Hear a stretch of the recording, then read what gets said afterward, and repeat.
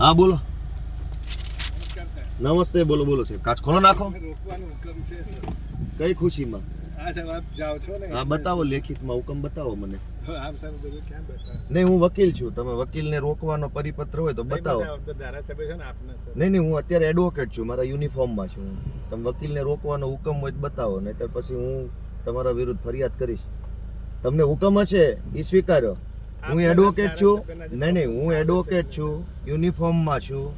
હું અમારા ક્લાયન્ટ માટે જાઉં છું. વકીલને રોકવાનો તમને કોઈ સત્તા હોય તો તમે મને પરિપત્ર બતાવો.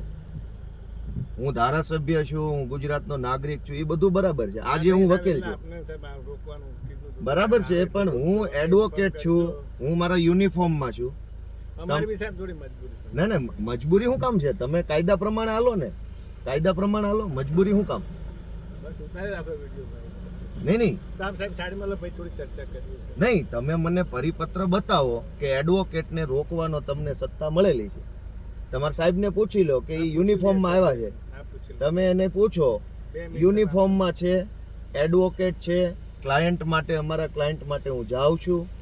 તમારે વકીલને રોકવાની સત્તા હોય તો લેખિત પરિપત્ર મને બતાવો. સાહેબ આપશો. એ 2 નહીં 2 કલાક ઊભા રહીએ. 2 મિનિટ સાહેબ ઉભા રહેશે. હાલો હાલો હાલો હાલો.